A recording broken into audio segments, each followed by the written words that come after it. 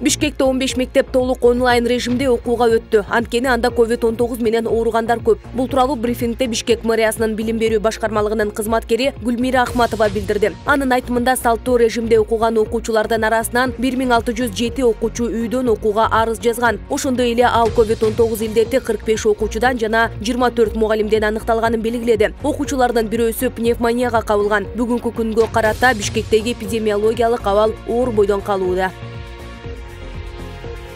Кыргызстанда коронавирустун британиялык, индиялык, түштүк африкалык жана россиялык штамдары жүрөт. Бул тууралуу Саламаттыкты сактоо жана социалдык өнүктүрүү министрлигинин маалымат кызматы кабарлады. Буга чейин өлкөдө британиялык штаммы бар экенин министр Алымкадыр Бишеналиев билдирген. Маалыматка ылайык 26 мартта министрликтин оорулардын алдын алуу жана мамлекеттик санитардык эпидемиологиялык көзөмөл департаментинин улуттук вирусологиялык лабораториясы Новосибирскидеги лабораторияга анализдерди жөнөткөн. Натыйжада өлкөдө коронавирустун 4 штаммы бар экени аныкталган. Буга байланыштуу министрлик санитардык эпидемиологиялык эрежелерди так сактоого чакырды.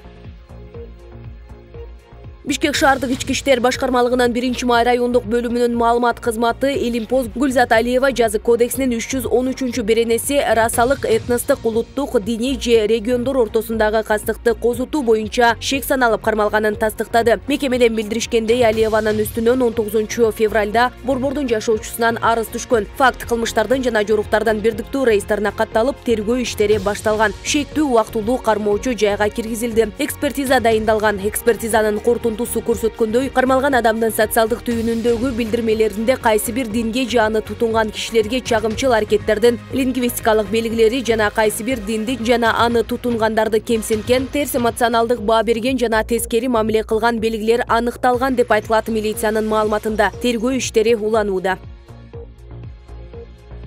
11 апрель күнү өткөн жергиликтүү шайлоонун жыйынтыгына нааразычылыктар токтой элек. Ош шаардык кеңешке шайлоого катышкан улуттук биримдиги Элдик партиясынын өкүлдөрү бүгүн маалымат жыйынга чогулушту. Алар Оштогу шайлоонун жыйынтыгына нааразы болуп жатышканын айтып, элге кайрылууну туура көрүшкөн. Шайлоо күнү добуш сатып алуулар, мыйзам бузуулар өзгөчө экинчи борбор калаада көп катталганын айтып жатышат. Ошондой эле улуттар аралык жана аймактар аралык бөлүнүп жарылууну токтотуп, бүтүндөй эл бир жеңден кол чыгарууга өтүү керектигин баса белгилешти. Андан тышкары өлкө башчы Садыр Жапаров бул жолку шайлоо таза өтөт деп убада бергенин айтып, ага ишеним артышканын кошумчалашкан. Бийлик өткөн күндөн сабак албай, бул жолку шайлоо мурдагы шайлоодон да ыплас өткөнү менен түшүндүрүшүүдө. Алар мыйзамсыз өттү деген шайлоонун жыйынтыгы жокко чыкпаса, акыйкаттуулукка жол ачылбаса, тынчтык митингдерин уюштурууга дайыр экенин билдиришти. Ал эми ошол шайлоо күндөгү одоно мыйзам бузуулар жөнүндө бир топ жолу кайрылууларды жасап келдик.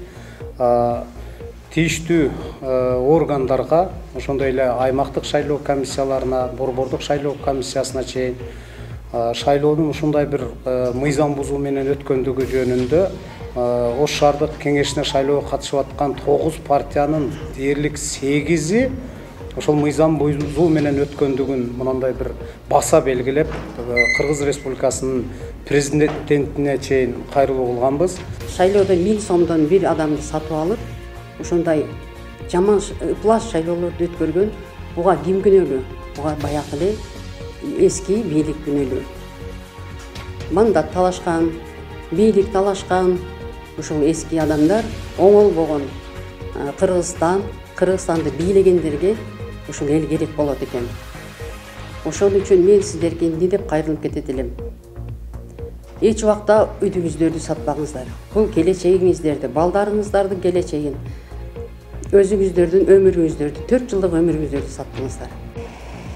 Чехия Орусиядан чыгарылган чех дипломаттарынын баарын иш ордуна кайтарууну талап кылды. Чехиянын тышкы иштер министри Якуб Кулганек Орусия бийлигин 22 апрель саат 12:00 чейин өтүнүштү аткарууга чакырды. Болбосо чех бийлиги орус дипломаттарын өз өлкөсүнөн чыгаруу аркылуу жооп кайтарарын эскертти. Буга чейин Чехия 18 орус дипломатын 2014-жылы орусиялык атайын кызматтын ок-дары кампасын бомбалоосуна тиешеси бар деген шек менен өлкөдөн чыгаруу чечимин кабыл алган. Мындан тышкары Чехия өкмөтү Дуково атомдук электр станциясынын жаңы энергоблогун куруу боюнча тендерден Росатомду чектетерин жарыялады. Буга жооп катары Орусиянын тышкы иштер министрлиги Чехиянын 20 дипломатына персона нон грата жарыялады.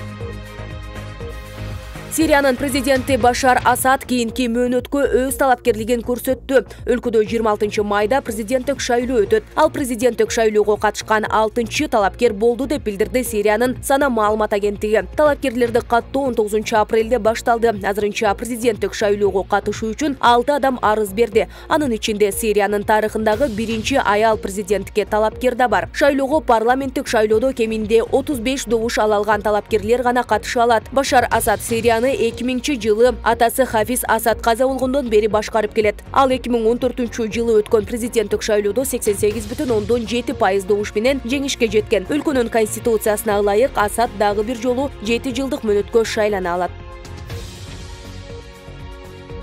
Кыргызстандын аймактарында кар жаады. Бул тууралуу Өзгөчө кырдаалдар министрлигинин гидрометеорология боюнча агенттиги билдирди. Маалыматка караганда Ысык көл облусунда кар Түп, Жети Өгүз райондоруна ошондой эле Каракол шаарына түштү. Ал эми Нарын облусунун Актала, Кочкор райондоруна жана Нарын шаарына кыш кайтып келгендей эле болду. Талас облусунун дыйканчылык аймактарына толугу менен кар жааса, Чүйдө, Кемин жана Чүй районуна да суук түштү. Бишкектин тегерегиндеги тоого жакын аймактарга да кар жаады. Республиканын түштүк аймагы боюнча айта болсок, тоолуу райондорго гана кар жааганы айтылды. Ысык көлдүн чыгыш тарабында кардын калыңдыгы 7-8 сантиметрге жетти. Ушундай эле калыңдыктагы кар Нарын облусу менен Долоон ашуусунда жатат. Чүйдөгү аларча капчыгайына 15 сантиметрлик, Төө ашууга 14,9 сантиметрге жеткен кар түштү деп айтылат билдирүүдө. Синоптиктер 23 апрелге караган түнү Чүй облусунун дыйканчылык аймактарында жана Ош, Жалал-Абад, Баткен, Талас, Ысык көл облустарында тоо этектеринде үшүк жүрөрүн эскертишет. Ал гүлдөп калган бактарактар жана жерге отургузулган көчөттөр үчүн кооптуу болушу мүмкүн.